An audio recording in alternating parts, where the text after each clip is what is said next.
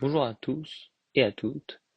Bonjour à tous ceux qui regarderont et à toutes celles qui regarderont ce podcast ou cette vidéo YouTube, cela dépendra de la plateforme sur laquelle je mettrai cet audio, accompagné d'un léger montage, je vous l'avoue.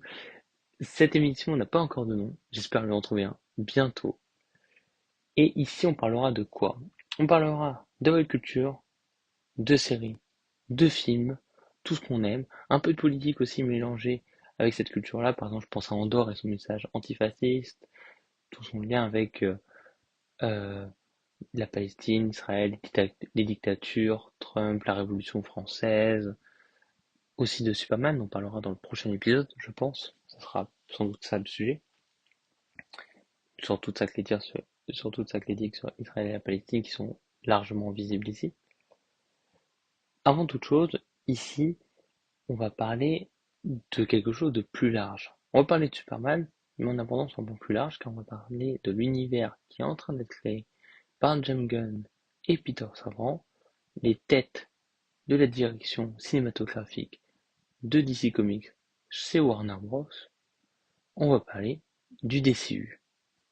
Le DCU aujourd'hui a officiellement commencé au cinéma, même s'il a déjà commencé techniquement, car euh, Pacemaker fait partie de ça, Creature Commando fait aussi partie du DCU, et Blue Beetle, on le sait, son personnage est canon. Donc on avait déjà quelques petites choses. Mais là, on est sur le premier film, le premier gros projet qui est sorti. Un projet qui pour l'instant, au moment où j'enregistre cette vidéo, cet audio, a fait 225 millions au box-office en première semaine. Ce qui est déjà très très bien et ce qui nous laisse espérer que tous les projets puissent aboutir. Nous sommes dans le premier chapitre de cet univers fait par James Gunn qui s'appelle Les dieux et les monstres. Et nous avons commencé par un personnage que beaucoup de gens décrivent comme un dieu et que la Justice League est souvent décrite comme les dieux sur Terre. Donc Superman, ce qui est un petit clin d'œil, je pense, bien sûr, de James Gunn.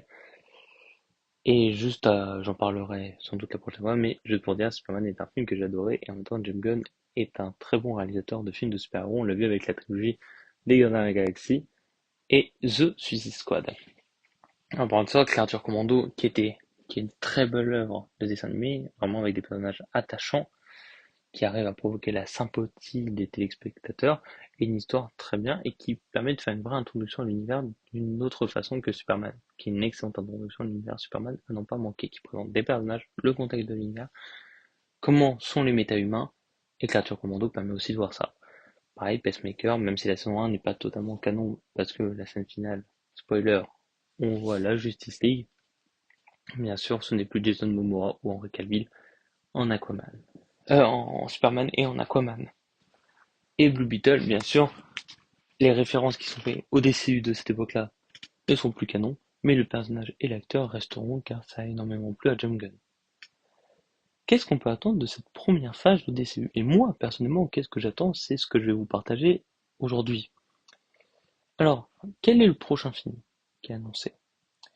L'année prochaine, en plus de en août, la saison de Pacemaker, que j'attends avec impatience, parce que Pacemaker a l'air d'être un peu le personnage récurrent, parce que pour l'instant, il est apparu partout dans les trois œuvres de James Gunn, enfin, du DC Comics, c'est-à-dire Creature Commando, Superman, et la première saison Pacemaker.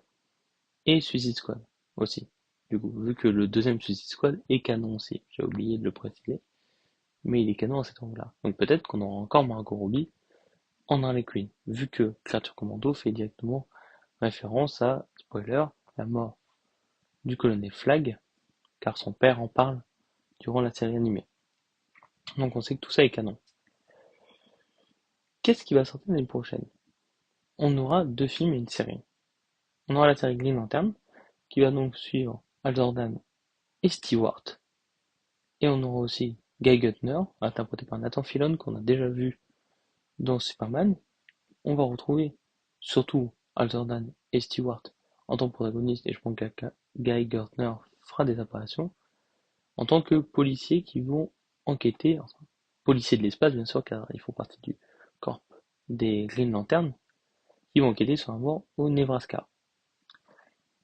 On aura aussi le film Supergirl, Donc ça, on sait que ça sera adapté d'un des comics de Tom King.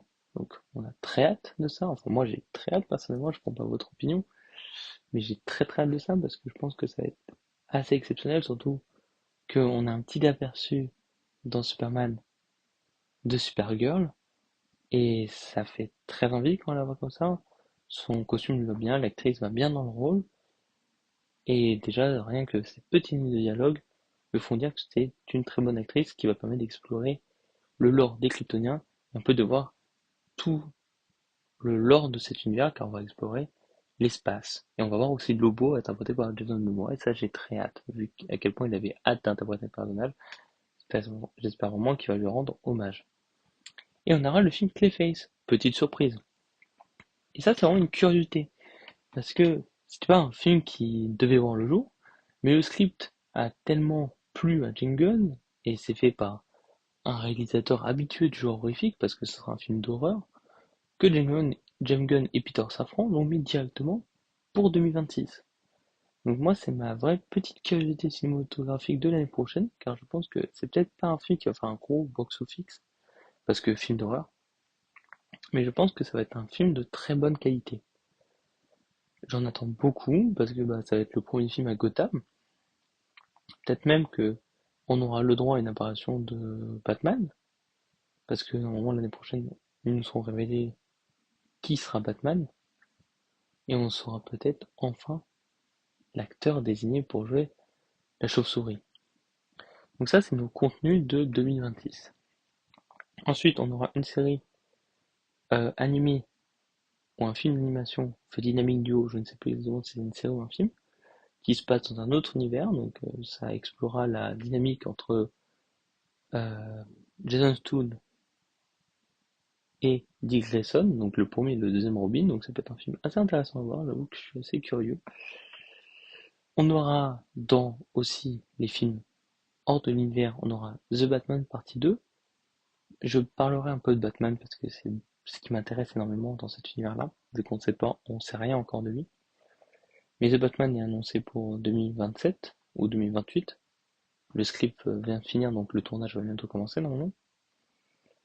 On aura aussi un film Wonder Woman qui viendra par arriver, un film Batman The Brave and the Bold, un film Swamp Thing, ce qui est assez étonnant parce que c'est pas un personnage qu'on s'attendait à voir dans les premiers films, mais on est quand même, moi je suis quand même très content de le voir arriver aussitôt, parce que surtout dans le chapitre Dieu et monstres, bah c'est assez logique de le voir lui, un des monstres les plus connus, surtout que vu le contexte actuel politique et que c'est un héros très écologique, on pourrait avoir un vrai film sur lui, un vrai très bon film sur lui. Il y aura un contenu sur Booster Gold aussi, l'acteur a été choisi, et c'est un casting qui me plaît plutôt bien. On aura, si mes souvenirs sont bons, le film bien sûr, Batman the Brave and the Bold, qui sera donc un film qui se passera où Batman aura environ 34-35 ans, il sera contemporain de Superman, il aura déjà eu les 3 Robins avant, et il sera père de Damian Wayne. Du coup, ça va suivre les premières aventures de Batman et Damian. Et on aura un film Teen Titan et Wonder Woman, je ne sais plus si j'ai dit, mais Teen Titan et Wonder Woman. Je sens que le film Teen Titan sera fait par le réalisateur du film Supergirl, donc on aura déjà une vision des choses. Et que l'équipe des Teen Titans sera composée de Kid Flash, Beast Boy, Raven, Starfire, Nightwing et Wonder Girl. Donc on n'a pas de Cyborg. Donc est-ce que Cyborg sera partie de la Justice League ou non? On ne sait pas. Après l'équipe que j'ai citée est présumée, mais c'est quand même ce qu'on peut deviner des commentaires Insta, sur les réseaux sociaux en général de James Gunn qui est assez, on va dire, qui s'exprime assez facilement et qui nous permet d'avoir des indices assez facilement sur son univers. Ça, c'est tous les contenus qu'on va avoir. Peut-être que j'en ai oublié, je les rajouterai dans la description de la vidéo. Mais on est déjà très chargé. Et on parle déjà d'un Superman 2 vu celui-là aussi. Mais un Superman 2 où Superman resterait protagoniste, mais avec beaucoup de héros. Donc est-ce que ça sera un film Justice League? Honnêtement, je n'espère pas, car j'aimerais avoir un vrai film Superman 2, avec une vraie direction, avec vraiment lui, et pas seulement un film Justice League, un peu comme ce qu'avait fait Jack Snyder, où c'était Superman Man of Steel, Batman vs Superman, et Justice League, qui complétait la trilogie, on va dire, de Superman. Ce que je n'ai pas trop aimé, car j'aurais préféré avoir des films vraiment consacrés à lui. Une suite avec Brainiac me semblerait assez bien, avec Clark Kent et Supergirl qui se battent pour lui, pour la reconnaissance de Krypton, par exemple. On pourrait imaginer qu'il a pris la ville en boîte, comme il fait souvent. Et le film Supergirl va être très intéressant parce que quand on voit tout le lore des Kryptoniens dans Superman, où on nous dit que les Kryptoniens sont peut-être pas ce qu'on pense, Supergirl, qui était adolescente quand elle est partie, va pouvoir nous révéler si c'est vrai ou faux. Donc ça va être un film intéressant à voir sur, sur tout ça, sur toute la question des Kryptoniens et cette appartenance. Quelque chose que j'ai aimé pour l'instant dans le DCU, c'est le peu de morts qu'il y a eu. Alors, dans Claire Commando, il a eu beaucoup de morts, mais à la fin, c'est des personnages tertiaires, des comics ou autres. Mais rien que dans Superman, j'avais très peur que des personnages meurent, des vilains meurent, et il n'en a pas eu tant que ça. Et je suis assez content parce que ce que je pouvais reprocher au film de Sam Raimi, par exemple, à Marvel, c'est que les méchants mouraient et que Marvel était toujours obligé de se renouveler au niveau des méchants, tout en les réintroduisant à chaque fois, sans jamais pouvoir mettre une sorte de continuité. Alors bien sûr, la mort de Thanos c'est logique, c'était une menace trop grosse pour la garder. Comme la mort de Doctor Doom sera sans doute logique. Mais dans les comics, les méchants ne meurent pas. Souvent ils se mettent en prison, et là que Lex Luthor revienne, bah ça permet de gagner du temps, de développer le personnage, de le rendre encore plus obsédé par Superman, et ça permet de gagner du temps. Pareil pour Batman. Batman, en plus, lui, croit en la rédemption de ses ennemis. Ça n'a aucun sens qu'il les tue. Déjà, Batman ne tue pas, et la majorité des super-héros ne tuent pas dans l'univers d'ici. Batman ne va pas tuer, car Batman, dans les comics, arrive à avoir une rédemption pour, par exemple, Clayface, Harley Quinn, Poison Ivy, Mr. Freeze. Donc déjà, quatre personnages iconiques de sa galerie de vilains. Et maintenant, je vais évoquer rapidement le sujet de Batman. Batman, c'est quand même le deuxième visage, alors la Trinity, donc Wonder Woman, Superman. Batman, pour être plus clair, Batman, c'est quand même un des super-héros les plus appréciés, un des super-héros les plus connus. Et déjà que je trouve que le délai du film, il y a trop d'écart entre le film Superman et Batman. Pour moi, les deux auraient probablement dû lancer le DC Comics verse ensemble. L'acteur n'est même pas encore été choisi. Et il va avoir un vrai problème. Car l'ennemi du film Batman The Brave Bolt ne va pas être Marvel ou les autres films qui vont sortir au même moment. Ça va même pas être si les films du DC Comics ne marchent pas, car un film Batman marchera toujours. Ça, c'est quelque chose. L'ennemi du film Batman, ça va être lui-même. Ça va être Batman lui-même, ça va être le film The Batman qui va sortir à peu près au même moment ou peut-être maximum seulement une année avant. Le truc, c'est que là où des gens vont grandir avec le Superman de David Corenswet, comme des gens ont grandi avec Tobey Maguire en tant que Spider-Man, Andrew Garfield, Sam Holland, comme des gens ont grandi avec Henry Cavill, c'est toute une génération qui ne sera pas objective sur ce Superman, mais qui va se l'approprier et qui va grandir avec et qui va le voir évoluer, battre, grandir, peut-être même mourir. Et donc vraiment on va s'attacher à l'acteur et au personnage. Le problème c'est que là on va avoir des acteurs, deux acteurs qui vont jouer Batman au même moment et deux acteurs qui vont jouer Batman d'une façon très différente. Là où Robert Pattinson va jouer un Batman très terre-à-terre, comme on l'a eu, très réaliste, pas très expérimenté au combat car il a appris d'Alfred. On va avoir un Batman de James Gunn qui va être plutôt fantastique. Quand on voit le monde de Superman, on peut pas imaginer un, un Batman pas fantastique. Et c'est pour ça que beaucoup de gens avaient des doutes au moment où, sur The Batman, car ça a pris tellement de temps, le script pour la partie 2, que beaucoup de gens se sont dit que quand James Gunn est arrivé, et bah peut-être qu'on allait avoir Robert Pattinson dans le DCU. Et que donc, on aurait cette chance d'avoir vraiment un acteur mondialement connu dans le DCU, avec un réalisateur Matt Reeves qui, pour moi, un excellent réalisateur. Quand même, moi j'ai adoré The Batman, qui rejoindra le DCU. Sauf que ça ferait peut-être un peu tâche, et qu'à ce moment-là, The Batman serait vu comme un préquel, et que toutes les séries du Bat Reeves, comment on appelle ça, bah, seraient un peu des séries seulement préquelles qui auraient un intérêt un peu plus diminué. Surtout que les acteurs qui ont signé pour le Batman de Matt Reeves n'ont peut-être pas signé pour faire partie d'un univers élargi pendant plusieurs années, voire une dizaine d'années. Donc cela peut poser aussi problème. Parce qu'il n'y a pas que Robert Pattinson, il y a l'acteur de Catwoman, de Colin Farrell en tant que pingouin, et bah, Jim Gordon. Donc là, ces quatre caractères-là qui sont déjà bien implantés dans le film, même l'homme mystère, le Joker de Barry Keoghan, sont des caractères qui sont déjà bien implantés dans le film et qui vont devoir, du coup, se mettre dans le DCU. Donc c'est pour ça que c'est quand même peu probable, ce changement de ligne. J'ai aussi pu croire, et des gens ont pu croire aussi, que James Gunn allait dire non, vu que je veux mon Batman, on arrête l'univers de Matt Reeves, on le fait mourir, comme ça notre Batman aura l'autoroute libre.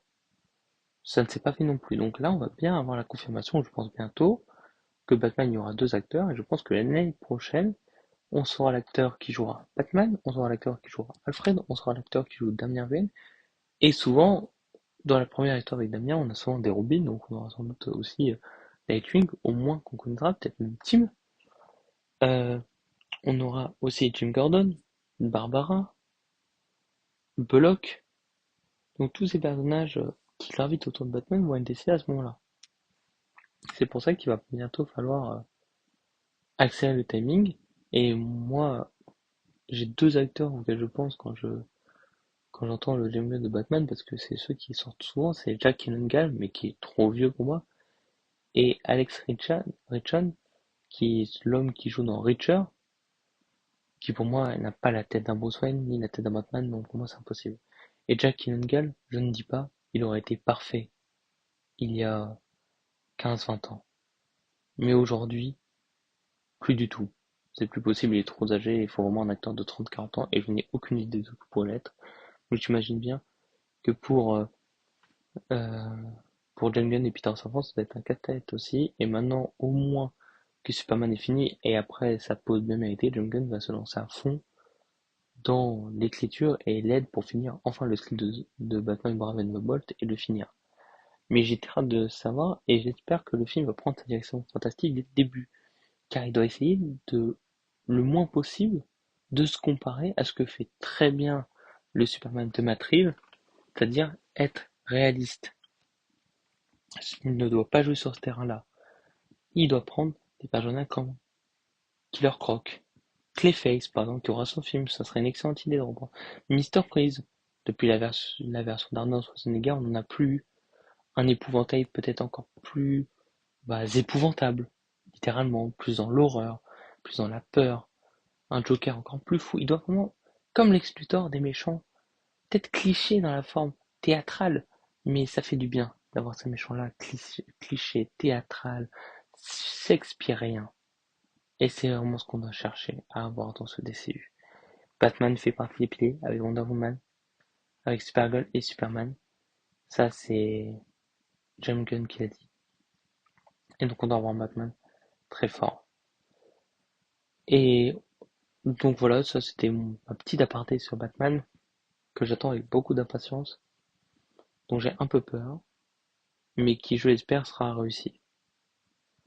Enfin, si je finissais cette vidéo YouTube avec ma petite vision des choses, on connaît déjà une équipe, enfin une équipe, on sait déjà à peu près la composition prédéterminée d'une équipe de super-héros, donc les Teen Titans, mais quelle sera celle de la Justice League? Alors on imagine assez facilement que, vu qu'on a le Justice Gang avec Mister Terrific, Guy Gardner et Hawkgirl, ils feront partie de ça. La Trinity va en faire partie. Est-ce que Supergirl les rejoindra en tant que membre officiel? On ne sait pas. Souvent avec. On peut imaginer dans un premier temps voir Hal Jordan et Stewart. Alors, moi, on va dire ma haute stake, mon avis, c'est que Hal Jordan, malheureusement, parce que c'est mon lanterne préféré, va mourir dans la série. Je pense vraiment. Je sais pas pourquoi, je le sens, j'ai l'impression que vu que l'acteur n'est pas de première jeunesse, alors il reste jeune, mais il n'est pas aussi jeune que les autres acteurs du DCU, à part Nathan Fillion, je pense que malheureusement, il va mourir pour laisser la place à Stewart en tant que lanterne principale. On pourrait aussi avoir le lanterne Kyle Rayner, qui pourrait rejoindre le DCU. On aura bien sûr sans doute Cyborg, s'il ne fait pas partie des Teen Titans, Flash, et j'espère savoir qui va être Flash, et en parlant de ça, j'espère que Anthony Stark sera pris pour faire Reverse Flash, parce que ils font un gros haters, et Anthony Stark a énormément la vibes, maintenant qu'on l'a vu en Homelander, je pense que moi c'est vraiment mon casting de rêve. Après pour Flash, je ne sais pas non plus qui pourrait l'être. Martian Manhunter, peut-être. Et après, on aura une belle composition de Justice League, en vérité, qui sera bien remplie. Et ils seront une dizaine pour être les premiers super-héros pour former la Justice League dans le hall de justice et avoir leur premier gros ennemi, qui je ne pense pas sera Darkseid, parce que pour moi il est trop tôt pour être Darkseid. Ce sera peut-être Brainiac, si ce n'est pas dans Superman 2, ou un autre ennemi, peut-être le syndicat du crime avec chacun un ennemi en particulier, Lex Luthor, Joker, Mr. Cold ou Mr. Boomerang ou l'homme au miroir pour Flash, Sinistro et d'autres méchants potentiels. Deathstroke par exemple. J'espère que dans le film Teen Titan, l'ennemi sera Deathstroke, sinon je serai très déçu. Là-dessus, je pense que ça sera la fin de l'acte 1, parce que pour moi il faut un dieu et Brainiac a un peu cette dimension divine, je trouve, et il faut un peu ça pour finir cet arc-là. Un dieu ou une déesse ou un monstre gigantesque. Mais je ne pense pas que ce sera le père de Raven, l'ennemi. Je pense que, en tant que monstre, il sera vraiment gardé pour l'univers des Teen Titans. Vu que chaque personnage aura vraiment sa galerie de vilains, chaque équipe aura sa galerie, son monde à eux. Je pense qu'il va vraiment essayer de respecter ça. Et de partager les ennemis que pour les gros films. Même si j'espère qu'on va se sentir vraiment un monde vivant, où les personnages vont vraiment interagir souvent entre eux.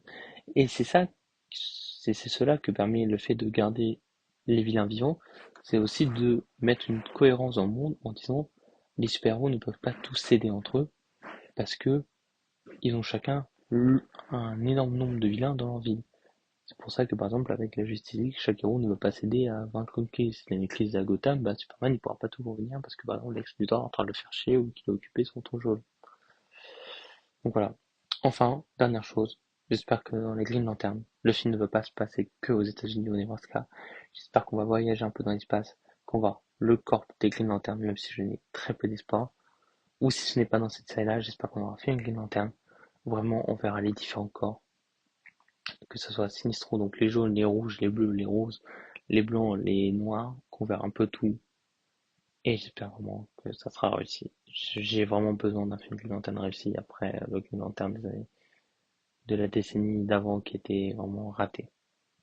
Bref, merci de m'avoir écouté sur ces 24 minutes à peu près. Je vous souhaite une bonne journée, j'espère que ça vous a plu, j'espère que ça vous a intéressé, je vous ai pas appris grand chose, je vous ai peut-être rappelé l'ordre, mais je suis très content de vous avoir partagé ma vision des choses là-dessus, et je vous dis à bientôt pour un prochain épisode de ce podcast qui n'a pas encore de nom. Au revoir.